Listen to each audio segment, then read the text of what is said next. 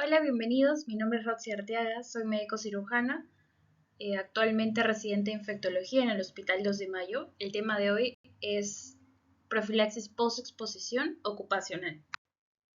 Los accidentes laborales del personal de salud son la causa más frecuente de exposición ocupacional ante el riesgo de adquirir VIH, hepatitis B, hepatitis C. Y esto debido al contacto con sangre, sus componentes y derivados, órganos, tejidos y cadáveres. La exposición ocupacional al VIH es una urgencia médica y la profilaxis debe iniciarse hasta un máximo de 72 horas para su efectividad. Es por eso que el personal de salud debe ser referido de ser necesario. Es importante que la farmacia revise periódicamente la existencia de los medicamentos antirretrovirales para la profilaxis post-exposición al VIH en los hospitales o en los establecimientos autorizados. Entonces, como menciono, debe ser un tratamiento accesible, va a depender mucho del nivel de atención, pero este debería ser accesible a las 24 horas, los 365 días del año.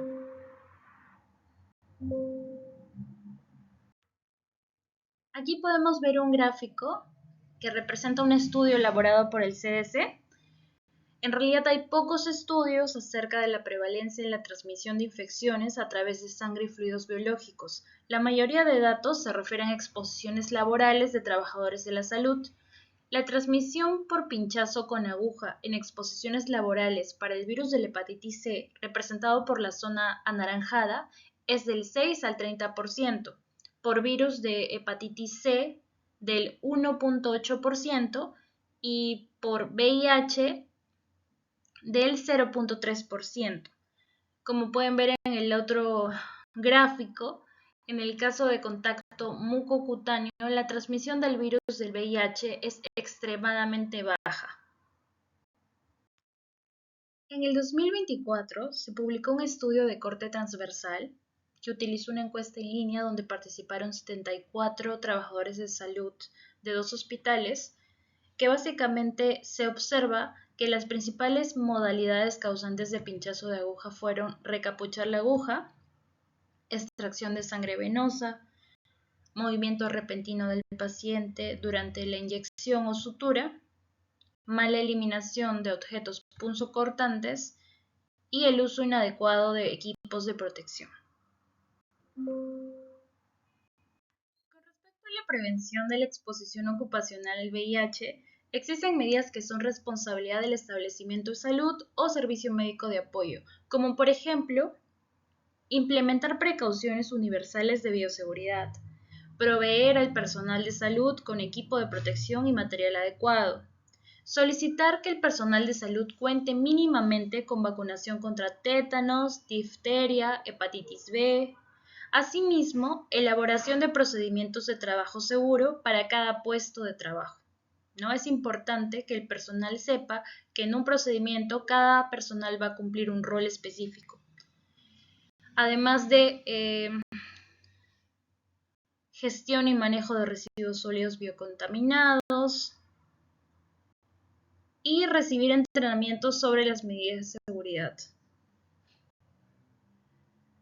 Esta es una diapositiva compartida por la Oficina de Epidemiología de mi hospital que resume principalmente las medidas de precaución universal establecidas por la CDC hace mucho tiempo.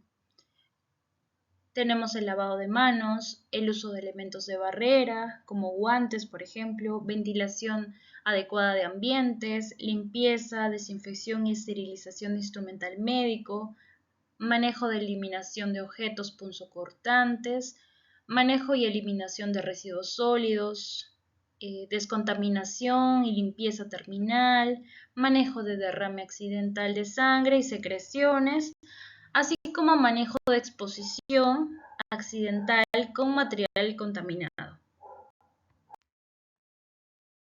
Cuando ocurre un accidente ocupacional con exposición a sangre o fluidos corporales en lesiones percutáneas o en zonas de piel no intacta, el personal de salud expuesto debe lavarse la zona de inmediato con agua y jabón, permitiendo fluir la sangre libremente durante 2 a 3 minutos. Asimismo, irrigar las membranas o mucosas expuestas con agua limpia, estéril o salina.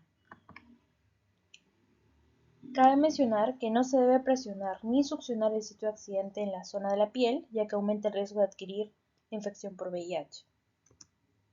La persona afectada debe notificar inmediatamente a la jefatura el accidente para activar el protocolo de profilaxis post-exposición a VIH en el establecimiento donde ocurre la exposición sin prejuicios ni estigmas. Cuando ocurre un accidente laboral, es importante evaluar el riesgo de la exposición, ¿no? Vamos a ver la dimensión de la exposición, vamos a buscar información acerca de la fuente de la exposición y vamos a tratar de identificar cuál es la gravedad de la exposición. Entonces, en relación a la dimensión de la exposición, tenemos que recordar que el riesgo varía de acuerdo con el material de origen potencialmente infeccioso con el que se produce la lesión. Entonces, siendo mayor riesgo cuando el accidente sucede con una aguja hueca, visiblemente contaminada con sangre del paciente, ¿no? Los fluidos corporales que se deben considerar potencialmente infecciosos para VIH son sangre y sus derivados, líquido cefalorraquídeo, líquido sinovial, pleural, peritoneal, pericárdico, leche materna. Si bien el semen, el líquido preseminal y las secreciones vaginales han sido implicados en la transmisión sexual del VIH, no se ha asociado a transmisión ocupacional del mismo. Es importante también recordar que no requieren profilaxis post-exposición aquellos personales de salud que hayan sido expuestos con secreciones nasales, saliva, esputo, sudoración, lágrimas, vómito, orina y heces. En relación a fuente de la exposición, es importante conocer el estado serológico frente a VIH, sífilis, hepatitis B, hepatitis C en la persona fuente. Si tenemos un paciente, en este caso el paciente fuente, con serología desconocida o negativa, pero que presente sospecha clínica o elevada o conducta sexual de riesgo o tal vez antecedentes de hábitos nocivos, pues existe riesgo potencial de que se encuentre infectada o que esta persona se encuentre en periodo de ventana. Si tenemos ya un paciente fuente con diagnóstico confirmado de VIH o alguna serología sin tratamiento, el riesgo también es elevado, ¿no? Si tenemos un paciente que tiene infección por el virus de VIH con resistencia a antirretrovirales, es importante que se inicie la profilaxis con el mismo régimen de antirretrovirales del paciente. Sin embargo, si es que se puede confirmar que el paciente cursa con serología negativa o que no tiene factores de riesgo ni sospecha clínica, no se indica profilaxis post-exposición en estos casos. En relación a gravedad de exposición, la transmisión del virus de inmunodeficiencia humana está altamente asociado a lesiones profundas, con sangre visible, en los instrumentos con filo o en aquellos procedimientos que involucran una aguja en vena o en arteria del paciente con infección. Existe una relación directamente proporcional al accidente entre el volumen de sangre, carga viral y posibilidad de seroconversión. Se tiene que recordar también la labilidad de VIH en el medio. ¿A qué nos referimos con eso? Que los objetos o material médico fuera de uso no son contaminantes por la inactivación y la consecuente muerte del virus. Aún en agua sin cloro, se desactiva en el 90% en 1 a 2 horas posteriores a la exposición, ¿no?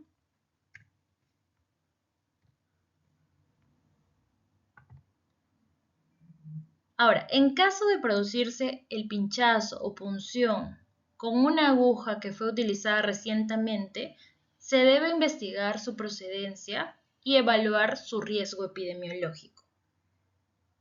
Pero si la aguja ha estado abandonada por ya tiempo considerable, no se considera aplicable la profilaxis post-exposición al VIH, ya que de estar presente el virus, este se inactiva al secarse la sangre.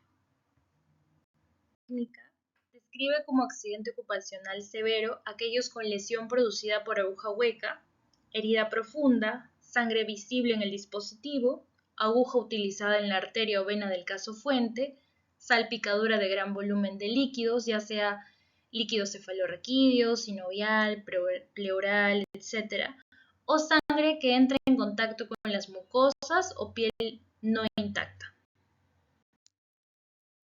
Tenemos un personal de salud que sufrió un accidente laboral, ya realizó las medidas inmediatas de lavado de mano, ya notificó, ya se evaluó el riesgo y ahora hay que definir si es que este personal necesita profilaxis con medicamentos antirretrovirales.